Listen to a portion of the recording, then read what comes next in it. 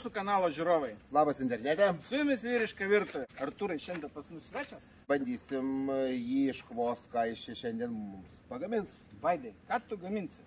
Sveiki, šiandien turime puikią karštą vasaros dieną.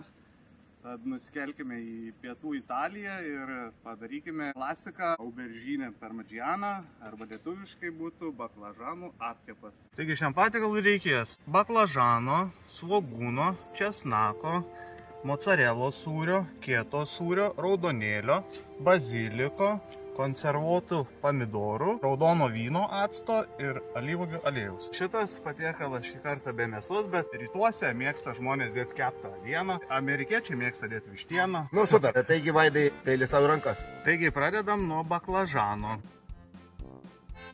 Susipjaustome 0,5 centimetro griežinėliais. Baklažanus supjaustė Vaidas, pasūdė. Ir jie turi pastovėti 30 minučių. Kol jie pastovės, užkurkime ugnį. Mums reikės pusę starterio anglių. Naudojam mūsų draugų anglių.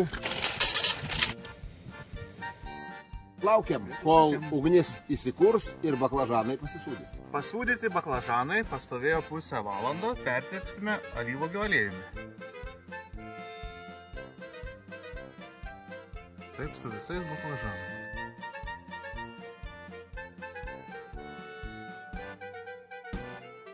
Baklažanai paruošti, nešame ant grilinės. Reikės tiesioginės ir netiesioginės kaitros.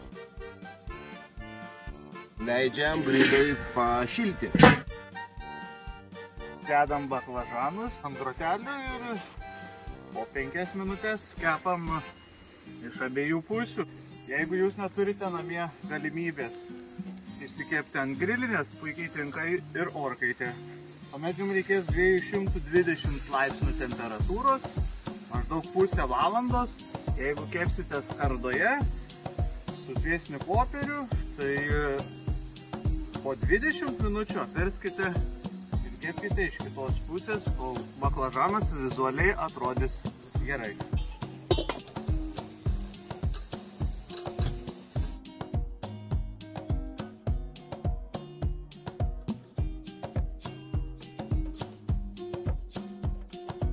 Einame ruošti pomidorų padažą. Gavau užduotį padaryti netiesioginę kaitrą, maždaug 190 laipsnių, lovelius į toną, vidurinį sokolį išimam, dedam keptuvę, leidžiam keptuvei pašilti. Padažui pirmiausia susipjaustome svogūną.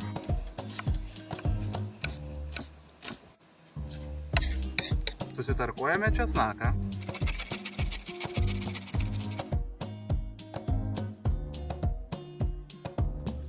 Nusiskiname baziliką. Padažui naudosime stiebelius, o lapeliai eis į patį patiekalą. Mažus lapelius pasiliekam papuošimui.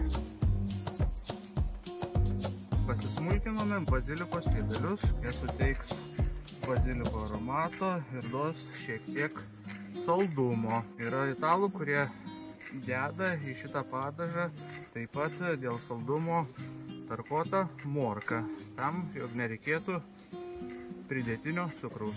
Keptuvė įkaitusi, pilame 4 šaukštus alyvuogių aliejaus.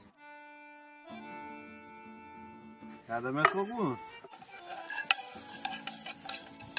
Dedame raudonėlį. Svogūnai suminkštėjo, dedame baziliko stiebelius ir česnaką.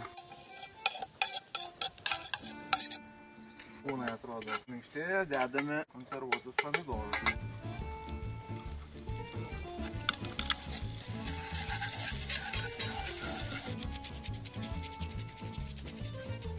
Druskai pipirai pagal skonį. Ir viską troškiname 15 minučių. Galite naudoti ir sveikus konservuotus pomidorus, tačiau tada reikės dvigubai ilgiau, pusę valandos. Praėjo 15 minučių. Pagariname šaukštų raudono vyno acto. Jei neturite raudono, tinka ir baltas. Ruošiame baklažano apkepą. Pirmą dedame pomidorų padažo.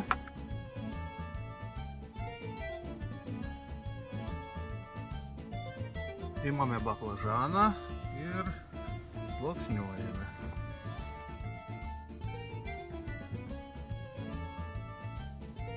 Dedame vėl padažo.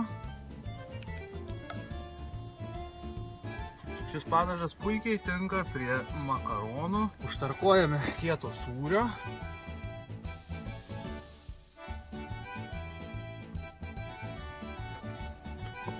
Dedame baziliko. Baklažanas kaip kempinė, puikiai sugeria visus skonius. Ir vėl dedame baklažaną. Kaip lazanį sluoksniuojame.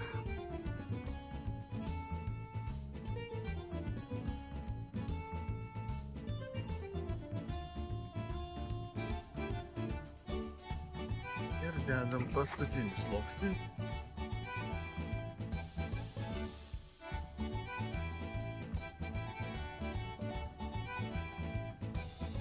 Ir galiausiai uždedame mocarelos sūrį.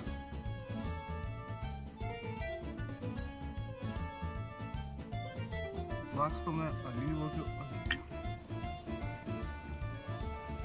Visą tai keliauja į 190 laipsnių kaitintą kepsninę. Ant netiesioginės kaitros. Pusei valandos. Viskas labai aišku. Taigi praėjo pusę valandos. Pažiūrime, kaip atrodo mūsų patiekalas.